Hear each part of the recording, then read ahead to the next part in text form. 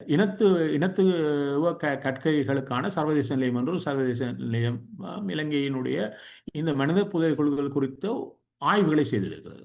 அதில் அவர்கள் எவ்வாறு தலைப்பிட்டார்கள், mass grave sites in Sri Lanka history and legal framework என்கின்ற தலைப்பில் அந்த ஆய்வு கட்டுரை அமைந்திருந்ததை பார்த்தேன்.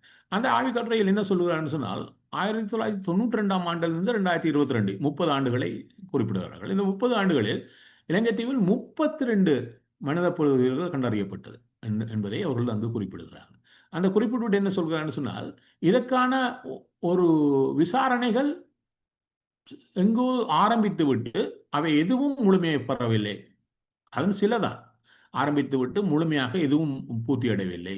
இதில் சம்பந்தப்பட்டிருக்க இந்த 32 மனித புதைகுழிகளும் தமிழர்கள் சார்ந்ததல்ல. தென்பகுதியில் சிங்கள தேசத்திலேயே நிறைய இது வார் கண்டறியப்பட்டிருக்கிறது. அவற்றை சொல்லுகின்ற பொழுது சொல்றார்கள், இதில் சம்பந்தப்பட்ட எந்த ஒரு பாதிக்கப்பட்டவரும் அந்த இதில் புதைக்கப்பட்ட எந்த ஒரு விக்டிமும் யார் என்றது இதுவரை எந்த ஒரு இடத்திலும் அடையாளம் காணப்படவில்லை. அதே நேரம் இது இது என்ன, எதனால் இவர்கள் இந்த இடத்தில் புதைக்கப்பட்டார்கள், இதனுடைய பின்புலம் என்ன, அதை சொல்ல ஸ்டேபிள் நெரட்டிவ்ஸ், எதுவும் அது சம்பந்தப்பட்ட எந்த ஒரு சம்பவம் குறித்தும் எந்த ஒரு பதிவும் இதுவரை வெளியிடப்படவில்லை. அதை பற்றி விசாரணை நடைபெறவில்லை. இதில் சம்பந்தப்பட்டிருக்கக்கூடிய யாரும் தண்டிக்கப்படவில்லை என்பதை அவருடைய முகவுரையிலேயே சுட்டிக்காட்டுகிறார்கள்.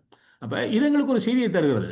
இலங்கையில் எவ்வாறான நிலைமை இந்த ஆட்சி காலங்களில் தொடர்ச்சியாக கடைபிடிக்கப்பட்டு வந்திருக்கிறது.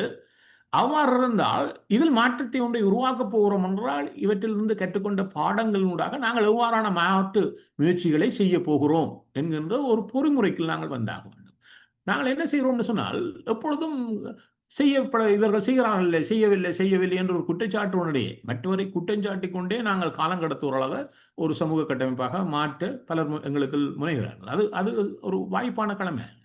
இன்றைய சவால் நிறைந்த இந்த உலகத்தில் இந்த சவால்களுக்கு மத்தியில் தான் நாங்கள் எங்களுடைய நீதி பரிகாரத்தை நகர்த்த வேண்டிய கட்டாயத்தில் இருக்கிறோம். ஆகவே புதிய யுக்திகள், புதிய முறைமைகள், புதிய சவால்களை இதில் சார்ந்தவர்களுக்கு கொடுக்கின்ற வகையிலான திட்ட முனைப்புகளை நாங்கள் எவ்வாறு செய்ய போகிறோம் என்பது இருக்கிறது.